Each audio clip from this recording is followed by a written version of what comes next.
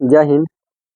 हम लोग इतिहास पढ़ रहे थे, उसमें सिंधु घाटी सभ्यता को पढ़ा दिए थे। आज वैदिक सभ्यता पढ़ने जा रहे थे। आज वैदिक पढ़ रहे हैं। वैदिक का अर्थ होता है ज्ञान। वैदिक का अर्थ होता है ज्ञान। वेद वेदों की रचना वेद वेदों की रचना ईश्वर ने किया था। ईश्वर के द्वारा किया गया था वेदों की रचना। अतः वेद को अपौरुषेय कहा जाता है। ठीक। गुप्त काल में कृष्णदेवराय व्यास ने वेदों के संकलन किया था। प्रारंभ में वेदों की संख्या 3 थी: ऋग्वेद, सामवेद तथा यजुर्वेद।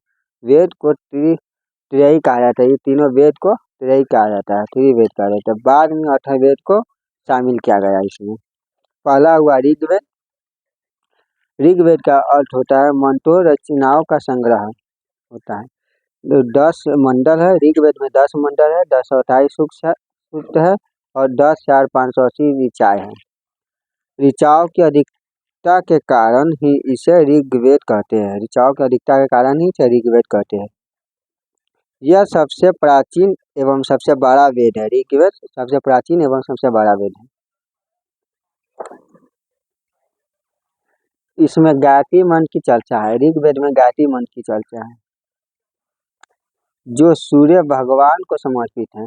पहली बार ऋग्वेद में पहली बार शुद्ध का प्रयोग किया गया है। ऋग्वेद में पहली बार शुद्ध का प्रयोग किया गया है। ऋग्वेद का दूसरा तथा 7वां मंडल पुराण है, क्योंकि इसका संकलन बाद में हुआ है। ऋग्वेद में दूसरा जो मंडल है और 7वां मंडल है, इसको बाद में जोड़ा गया है, इसलिए इसको बाद में संकलन किया गया है। 9वां मंडल में सोम देवता को समर्पित है। 9वां मंडल सोम देवता को समर्पित है। ऋग्वेद की ज्ञानी को होती कहा जाता है। ऋग्वेद जो पढ़ते हैं उसके ज्ञानी को होती कहते हैं। ऋग्वेद के उपवेद को यजुर्वेद कहते हैं। ऋग्वेद के उपवेद को क्या कहते हैं? यजुर्वेद कहते हैं।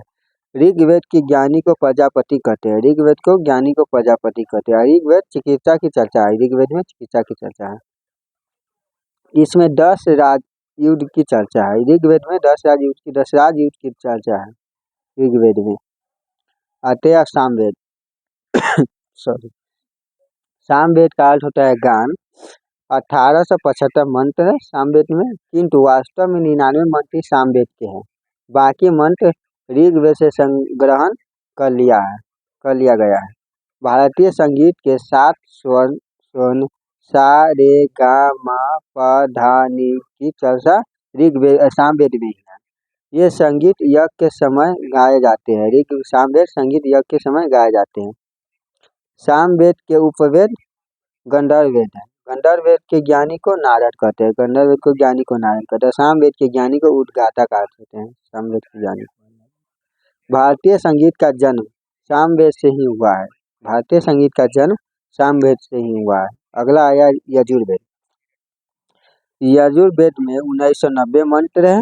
यजुर्वेद में युद्ध एवं कर्मकांड की चर्चा है। यजुर्वेद में एकमात्र वेद है जो गद और पद दोनों में लिखा गया है। ये 2 भागों में है यजुर्वेद। कृष्ण यजुर्वेद, शुक्ल यजुर्वेद। कृष्ण यजुर्वेद गद में है, शुक्ल यजुर्वेद पद में है। यजुर्वेद के ज्ञानी को अधर्यु कहा जाता है। यजुर्वेद के उपवेद को धनुर्वेद कहा जाता है और धनुर्वेद के ज्ञानी को विश्वामित्र कहा जाता है।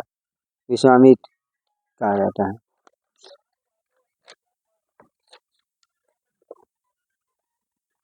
अब आते हैं अथर्ववेद में। अथर्ववेद की रचना उत्तर वैदिक काल में हुआ है। अथर्ववेद की रचना उत्तर वैदिक काल में हुआ है। सबसे बाद में अथर्ववेद की रचना हुआ है। अथर्ववेद में 6000 मंत्र है। अथर्ववेद में जादू, टोना, वशीकरण, रोग निवारक, औषधि इत्यादि की चर्चा है। अथर्ववेद के उपवेद को शिल्पवेद कहते हैं। इसके ज्ञानी को ब्राह्मण का ब्रह्मा कहते हैं। अथर्ववेद लिखने वाले को अथर्वा ऋषि कहते हैं। अथर्ववेद जो लिखा है उसको अथर्वा ऋषि कहते हैं। अथर्वा ऋषि ने लिखे थे अथर्ववेद को।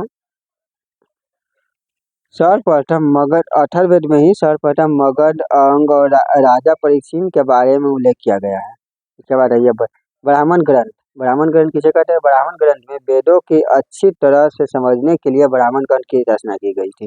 ब्राह्मण ग्रंथ की रचना की गई थी। वैदिक काल में जौ को यौ कहते थे। गेहूं के गोधून कहा जाता था। अरण्य इसका अर्थ होता है जंगल में हुआ और इसका रचना जंगल में हुआ है। अरण्य की रचना कहाँ हुआ है? जंगल में हुआ है।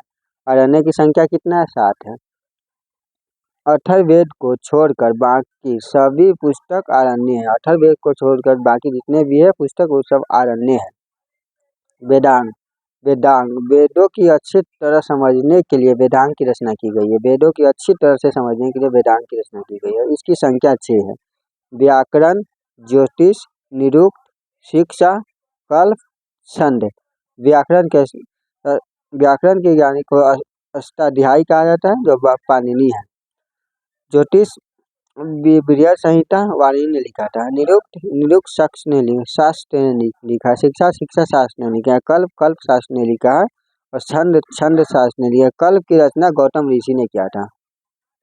वेद वेदांग पढ़ाने वाले अध्यापक को उपाध्याय कहते हैं। वेद वेदांग जो पढ़ाते हैं उसको उपाध्याय कहा जाता है। अब आइए पुराण में। पुराण पुराण की रचना महर्षि कुमार तथा उग्र उग्र शर्मा ने किया था। पुराण की रचना इसकी संख्या पुराण को संख्या 18 है।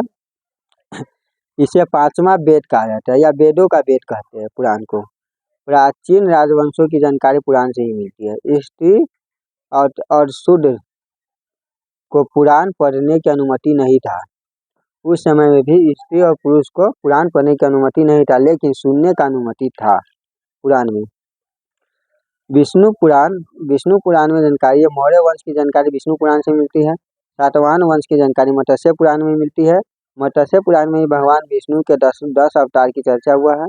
गुप्त वंश की जानकारी वायु पुराण में मिला है। वायु पुराण में ही कहा गया है समुद्र चंद्रगुप्त मौर्य के घोड़ा 3 समुद्र का पानी पीता था। मतलब 3 समुद्र के कहने का मतलब है कि ये हमारा भारत है प्यारा सा। यहाँ हुआ बे ऑफ बंगाल, बंगाल की खाड़ी, यहाँ हुआ अरब सागर, यहाँ हुआ प्रशांत सागर। मतलब चंद्रगुप्त मौर्य जो थे इसका जो घोड़ा था 3 समुद्र, मतलब इसका चंद्रगुप्त मौर्य का साम्राज्य पूरा दक्षिण तक फैला हुआ था पूरा। इसी के कारण यहाँ तीनों समुद्र से पानी पीते थे चंद्रगुप्त मौर्य के घोड़ा।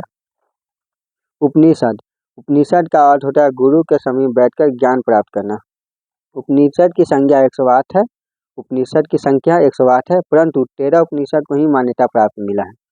कठोपनिषद यम और नचिका की चर्चा हुआ है। कठोपनिषद में यम और नचिका की चर्चा मिला है। इसमें ओम शब्द के महत्व को बसाया गया है।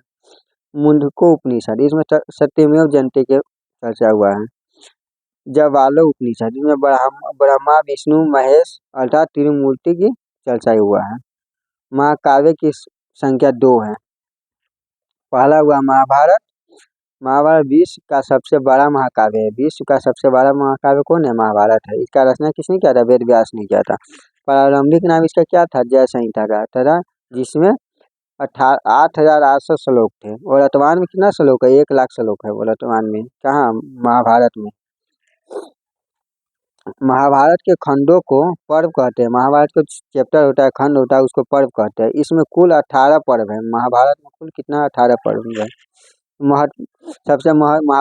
महाभारत में सबसे महत्वपूर्ण पर्व भीष्म है। अकबर के समय महाभारत को फारसी भाषा में अनुवाद किया गया है, जिसे राजनामा कहते हैं।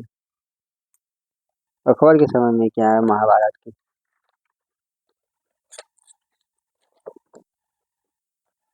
और दूसरा हुआ रामायण। रामायण की रचना महर्षि वाल्मीकि ने किया था। इसके प्रारंभ में 12,000 श्लोक थे और वर्तमान में 24,000 श्लोक है।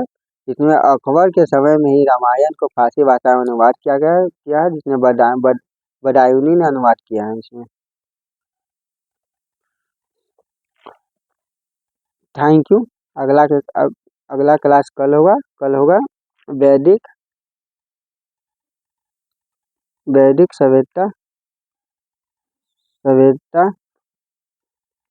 सभ्यता कल हम लोग पढ़ेंगे। इसके बारे में थोड़ा जानकारी लेंगे और कल ही जैन धर्म पढ़ाएंगे। जैन धर्म। Okay, thank you.